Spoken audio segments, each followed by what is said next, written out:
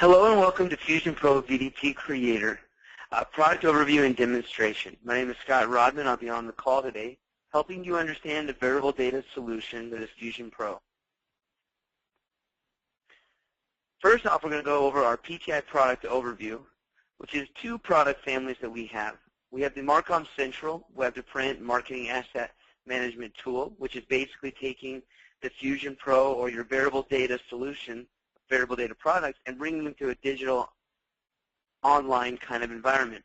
The FusionPro VDP solutions are such as these different solutions that we have, the different personalization technologies, such as FusionPro VDP Creator.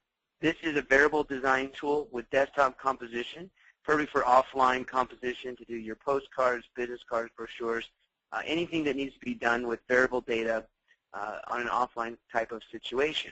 The FusionPro Producer is a plug-and-play variable data composition server. This allows you to, in essence, do the same thing as FusionPro VDP Creator, but initiate it on a server in-house, basically giving you more plug-and-play accessibility and more power with your composition time. FusionPro Producer API is an application programming interface. This allows you open-ended VDP composition with a server. It basically allows you to connect to our servers, but allow that API to programmatically program around the interface that you're trying to do. If you're trying to create automation or your own kind of skin for your own environment for variable data.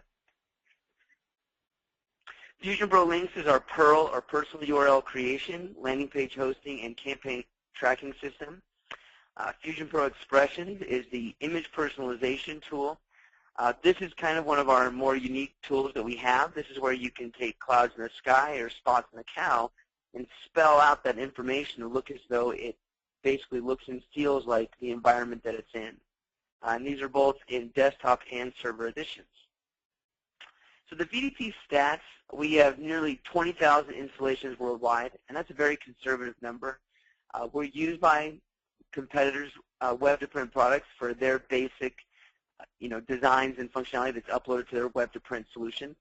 When we first released this, probably 11, 12 years ago, we priced it very heavily at $4,200. Since then, we've obviously dropped the price to make it more competitive and get it out to our consumers in a more cost-efficient manner.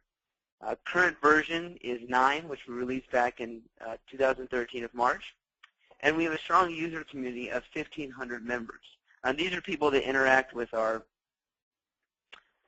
forums and our customer support that, on a regular basis that, basically interacts with each other. So the FusionPro VDP product summary. So these are some of the functions that you would want to find and you should, know about before purchasing and you would expect to be there. Mail merge capabilities, your addressing, merging paragraphs of text, variable text, and a great example is pearls, could be anything else. Variable imagery, if you have different images and you want them to switch based on a trigger, charts, tables, text formatting, barcoding, like intelligent mail barcode, postnet barcode, or QR codes. And we'll go through all those in a demonstration. Text on a curve and drop shadow. So the workflow of FusionPro VDP is, you can see here on the left that we have two different types of buckets. We have InDesign and Quark, which is our design products or software. And then we have Illustrator, Photoshop, PageMaker, Office, and Publisher, and Word, and much, much more. Basically, we have two different buckets that allow you to take this information and convert it to a PDF. Our software is actually housed in Adobe Acrobat, professional, standard, whatever. The reason for that is we allow our customers to start from these different origination points. If someone gives you an InDesign document, you can start from that. Or if someone gives you a publisher, you can convert it to Adobe Acrobat or to a PDF. We work with both Mac and PC. And basically, once you convert that, you will assign a data file, build your rules, and then choose an output. And then that output can either go offline or go to your digital press, or it can be uploaded to one of the other solutions that we have, MarcomCentral, FusionPro Producer, or API. Another really good example when we're talking about the FusionPro software is kind of hinting or spending some time showing the producer. In essence, understanding that there is FusionPro VDP Creator, which will work just great for certain runs, but the producer allows you to have more power and more capability when you're dealing with multiple people trying to send jobs at the same time or work at them at the same time to get them composed, and gives you more capability in terms of the composition power that you have. For example, it provides a turnkey out-of-the-box server solution for VDP composition. You can compose large or complex VDP jobs, and that's more efficiently than the Creator, FusionPro Creator. And we have a unique component that's simply recomposing with new data files. So if you already have a job that's done and you want to use it over and over again, you can just click on the recomposing feature, and that will allow you to recompose by just uploading a data file. And then you freeze up your systems, because basically what you're doing is you're offloading this from your desktop, which FusionPro VDP Creator has to use your desktop for the composition task, but Producer offloads that composition to a server you have in-house. And we can see the nice illustration here with the different people with job A, B, and C. And typically you can have up to 3 people composing at a time, but this shows the illustration that if job A is composing, job B is pending, and job C is pending.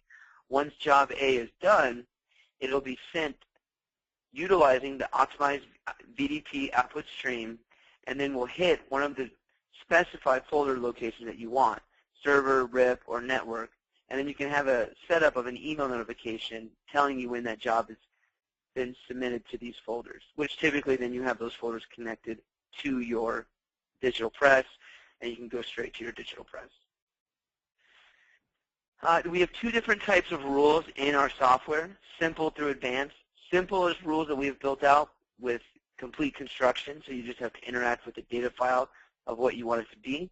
And then we have advanced. These are more out of the box, more detail-oriented, where you can use us or go to the user guide and build things that are more complex.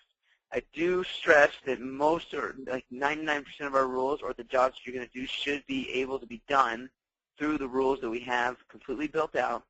Obviously, there's just some rules that are going to be needed to have a little bit more attention. But the reason why we built this in is that so we can pretty much do anything creative that you as a customer wants to do.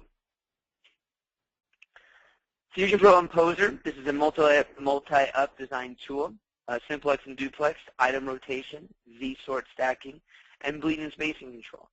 So it allows you to deal with your imposition so that you can couple this with the FusionPro designs that you've done and then send that whole thing to the digital press. Okay, so let's get into our demonstration.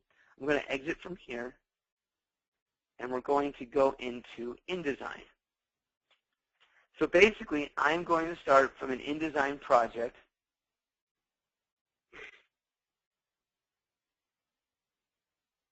And what I'm going to do is I am going to basically choose what I want to be variable and what I want to be static.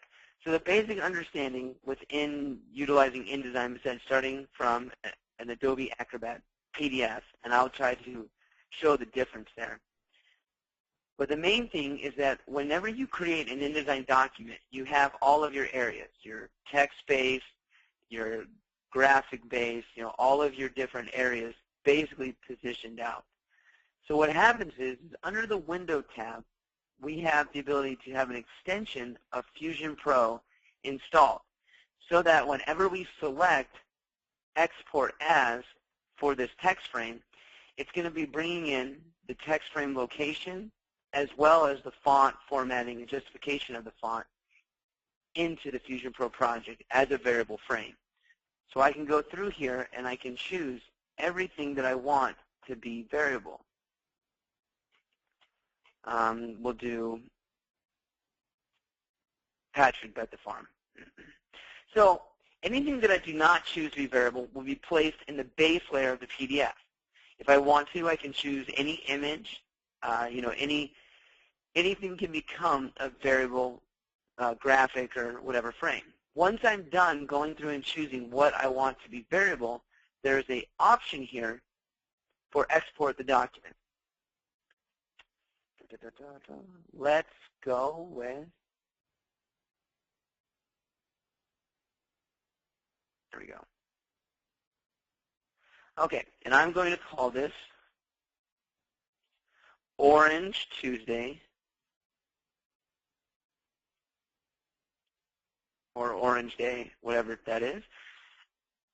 And what we're going to do is we're going to save this. Now, we have a save as type as a PDF. We have a bleed that we can specify, obviously 9-point or 1/8 of an inch, and we can click Save. Upon doing this, it's going to take all of the frames that we have, and it's going to bring them into FusionPro. Now, again, I can't stress this enough, that if we wanted to, we could just start with a PDF and draw our text frames, and I'll show that as well. Now, right now, we have our FusionPro text and our FusionPro text different areas is here as well. And I'm going to do graphic frames as well, so just wait and get excited.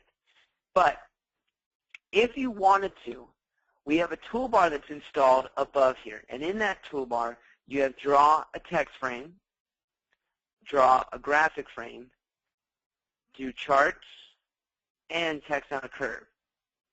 So if we wanted to, we could come in here and we could draw graphic frames to allow ourselves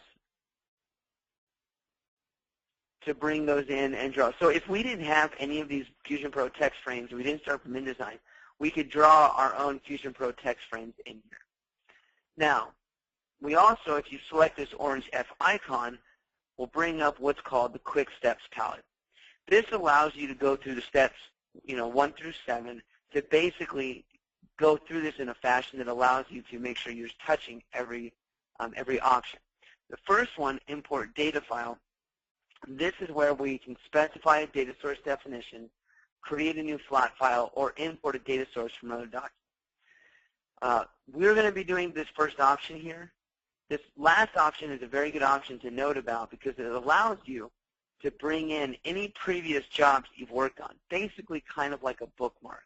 If you've created rules or a previous data file, you can bring in everything so that you're not having to redo everything. And if you have jobs that are pretty much similar, maybe you're just changing the base art, you can bring everything in to allow yourself to not have to create that from scratch. So specify a data source definition. We're going to be doing flat file delimited today, which is a CSV or tab delimited.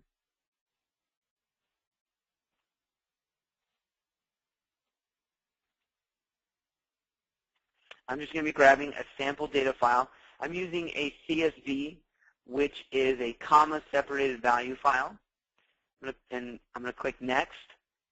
And I'm going to do a field delimiters, comma. I could do other ones, but obviously I already said we're doing CSV. And we're going to do first rows contain our field names. We can do tag text and fixed length fields. These are options as well. And so now we have that data file linked to this project.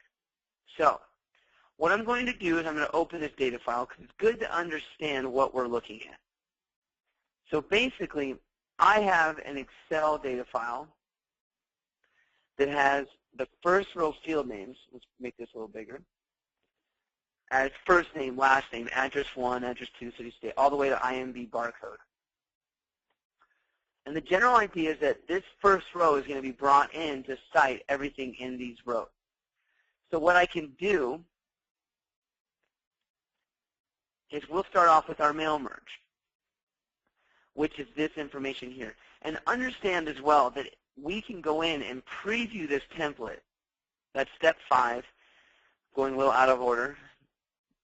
But we can preview this document, and you can see that automatically we have everything in this document, or these frames. All of the texts are there. So if I double-click on this, this will open up the text frame editor and allow us to edit the text. And editing the text opens what's called the variable text editor. And so what this does for us is this allows us to see the text that's inside. We can type in our own text. We can do whatever we want. So what I'm going to do, though, is I'm going to go to this variable drop-down here, and I'm going to see all of those variables, those first row field names that I had inside of my data file. And so by selecting these, I can insert them and plug these in for the variables. I'm going to do just a couple more. Perfect. Okay. Now, you can see I have address 1 and address 2. If I click OK, this is going to bring this information in, but I have a space where address 2 is. I'm able to go back into my variable text editor, and obviously if you know this is going to happen beforehand, you won't have to see it, but we have an option for paragraph. Paragraph allows us to suppress if containing empty variables. You also have indentation, kerning, and hyphenation options, space above and below, leading, and tracking options as well. So you can see I got rid of that space. Also, we have all of the fonts in here that you're going to want to use, loaded from whatever computer you're using, and color palettes that is in here as well. There's also an option to load in colors individually that are maybe CMYK or RGB that you're trying to do. But anytime you go from Quark or InDesign, they load the color palette that you worked with within there. Okay, now, in this text frame editor, we can change the location of the font. We can pad the font if we want. We can also put a border color on. And we have this new feature where we can do a corner radius, and we can make this a smooth line versus the square. You can also add background color as well, and obviously make it opaque in the sense of suppressing some of the some of the percentage of the color. Okay. Now, there's also X and Y location and width and height location that you can change in here. You can also just grab and move these frames independently as well. And grab these corners here and just move these frames to whatever you want them to be as well. So you have a lot of options in terms of what you're trying to do there.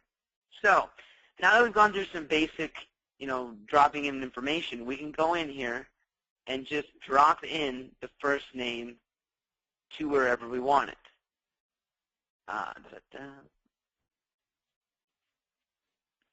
So we can drop that in here.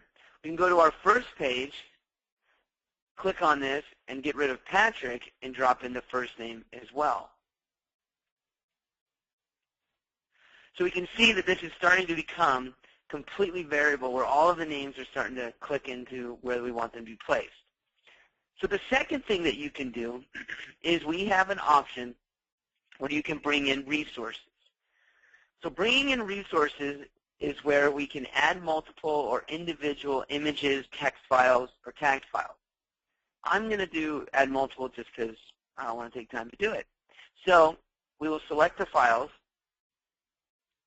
We will find where our images are at, and we will grab all of those images in one shot. We have JPEG, GIF, PNG, TIFF, EPS, and PDF that we can bring in.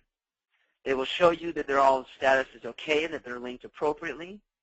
If you need to go in and edit them individually, you can.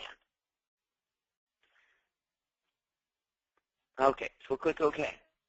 Now, the other thing that you're able to do is we're able to create rules. So when we go into this, click, step 3, we're able to click this, and we have an area called rules. Now, since we don't have any rules in here, I'm going to create a new rule. Now, this is our repository of our simple rules. We have text, graphic, and callback. Text primarily deals with barcodes, conversions of text, and sequential numbering rules, and basically like intelligent mail barcode. So the first one we'll do is our sequential mail or sequential numbering rule. This is a classic and a goodie. we can bring in starting number of 1,000 or 1, and we can pad it with the number of zeros that we want. So we'll click OK. So that brings in sequential numbering. We'll click New again, and I want to show the drag and drop rule. This is a rule that allows you to do what's called comparisons. Basically, we're able to bring in the field of our choice, hypothetically, credit rating, and we can choose what we want to compare this against. So we can do, if the text value of credit rating is less than 450, then we'll return 5.75. If the credit rating is less than 650, we'll return 4.50, and if nothing else, we'll return 3.25. So basically, this is a drag and drop or an if-then comparison WYSIWYG. What you see is what you get that allows you to drag information in. It can be literal text, text resources, or graphic images.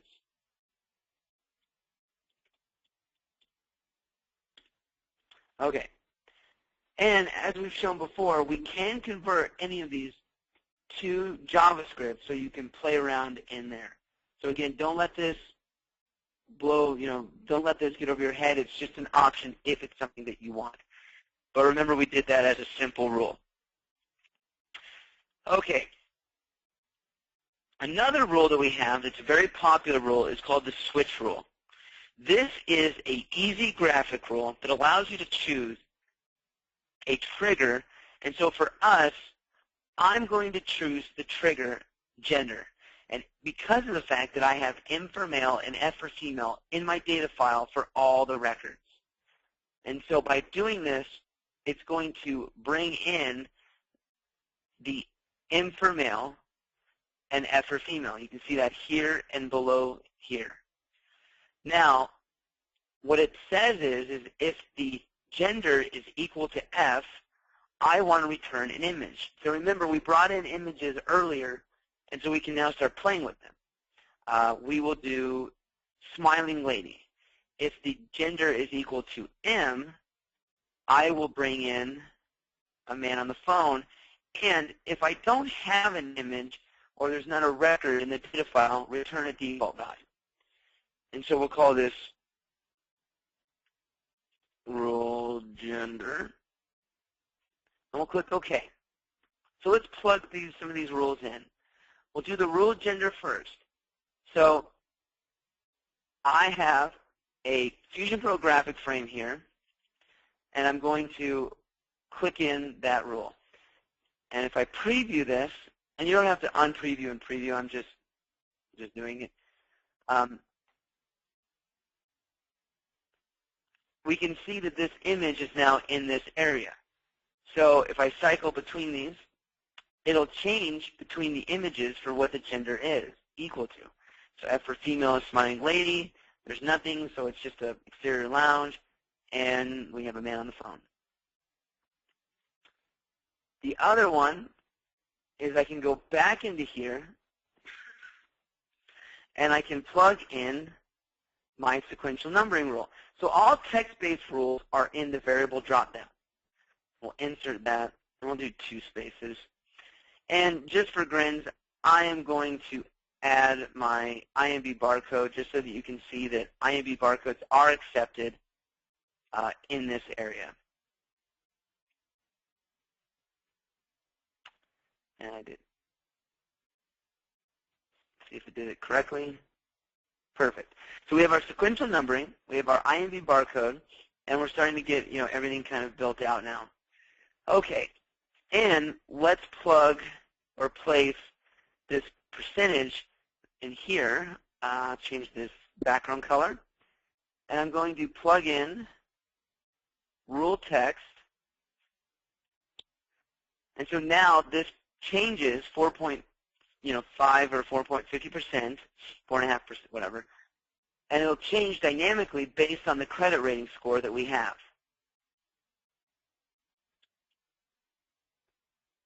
Perfect. Okay. One of the last rules that I always like to show is what's called the QR barcode rule. You've probably heard of it. We have a contact version of it for me code and vCard. But the QR barcode allows us the capability to drop in information from our data file. So we could do a Perl, for example, or a URL that we've encoded. You can also drop in a rule here. So if you built a if-then rule, like if it's male then equal this URL, if it's female equal this URL, you can drop that rule in here. You can see right here we have rule text. So if I wanted to, I could drop the rule in here to return this percentage. We'll do Perl though. And I will click OK. And I'll plug it in here. And there you go. We have a QR barcode now in this area. Also, you can see that we can change the alignment, the scaling of these, the shape. It could be a circle or a square. And we can also do feathering effects as well. So basically, we've been building out this to have all of the variables that we want. Going into a little bit more, we can manage our data files within here as well. You can do VDP mail cleansing with our partner Tech Mailing as part of a plugin. You can manage pages, turn them off and on.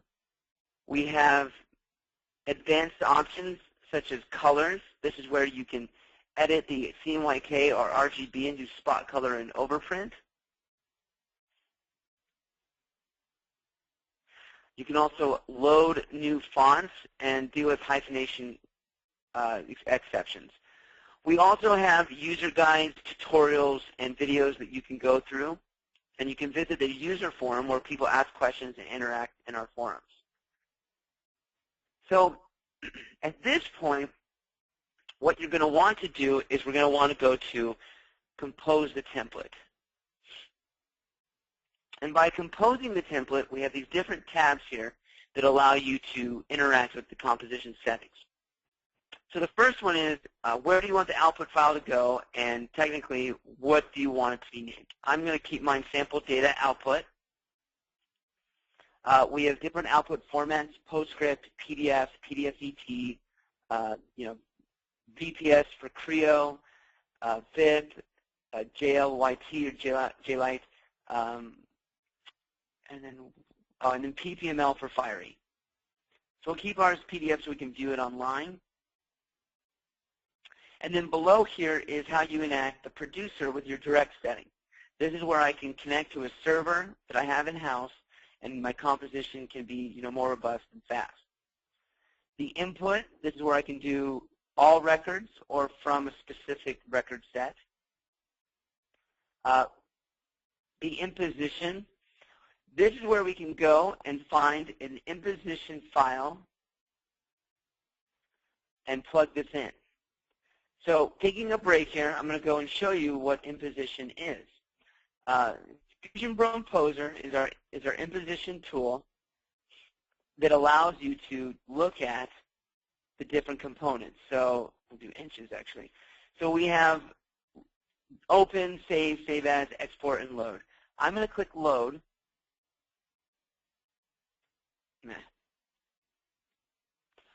I'm going to click load. And what we're going to do is we're going to find the project that we're working on.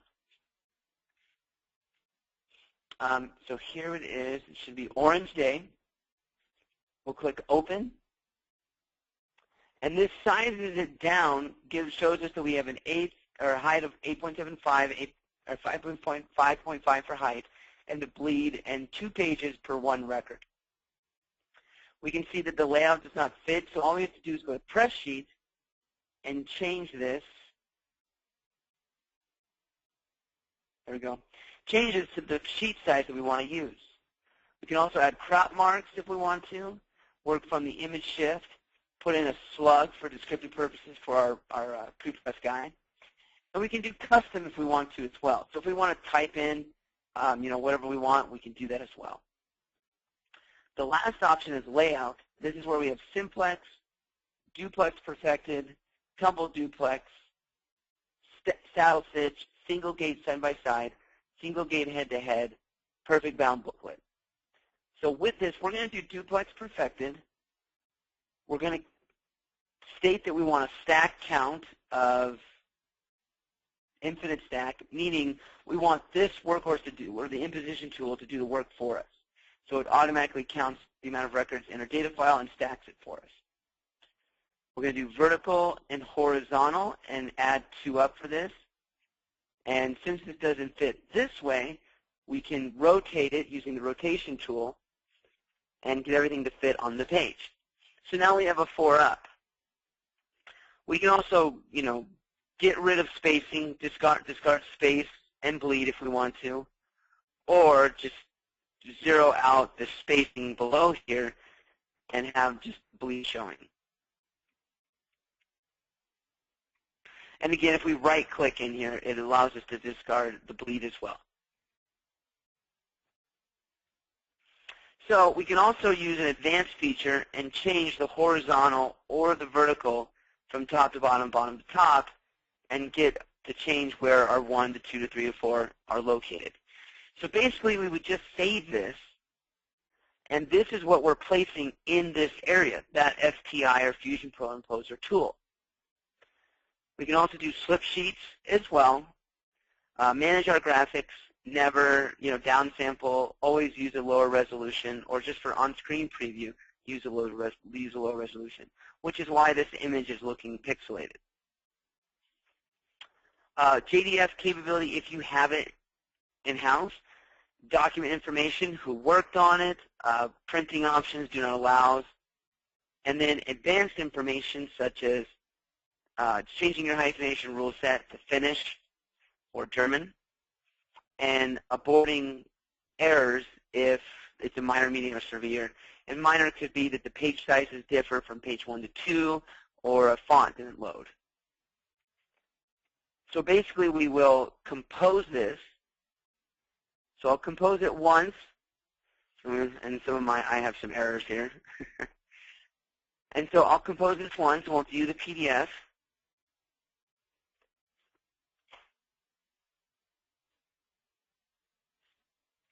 And so we can see here Martin bet the farm on Jensen Bank.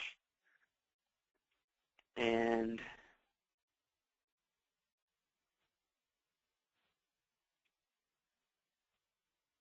let's rotate this for this. And you can see now that we have our different stacks. Stack 1 at the bottom left, stack 2, top left, and then so on and so forth. Let's get to an area that has some more images for us. There we go. We've got some different images here, different percentages. So that's an option to show just, if you want to compose using FusionPro VDP Creator. It uses the desktop to compose. It can be a very efficient tool. The other way to compose is enacting the server, and we save and we compose. It's going to collect everything here,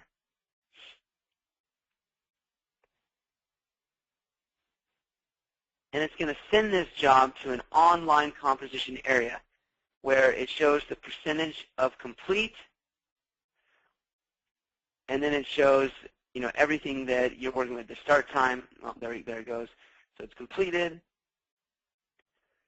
And the reason why this is a little bit more unique in the sense that we can select this job and recompose it, upload a new data file that we want to grab, choose a different output format, and never have to touch the creative.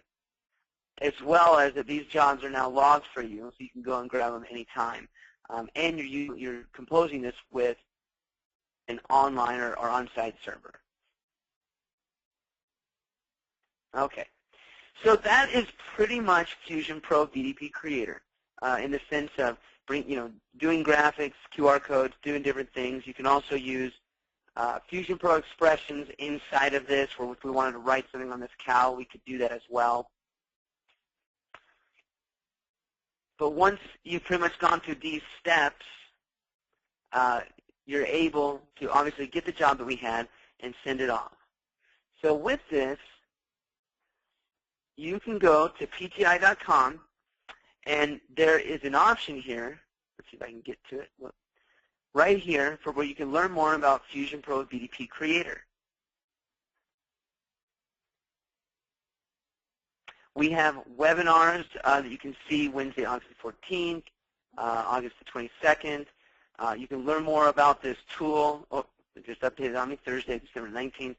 You can learn more about this tool, the product sheets, featurettes, and then also, if you go to Services and Support, there is a section here called FusionPro VDP Creator Tutorials. And these allow you to see video tutorials on how the software works, just so you can go back through and get a better understanding on your own time. So again, that is under Services and Support, VDP Tutorials. As well as, you can go to the Download Center. You cannot download our software, but you can see the system requirements and the release notes of what's new for each version that we've had come out. And you can make sure that it is working in the sense that it is the right version for the system that you have set up, so that you can make sure that you're appropriate for the standard of Acrobat that you have or InDesign that you have. We should be covered with InDesign because we go from CS3 to CS6, but these things are updating every day, and we try to stay on top of that as much as we possibly can.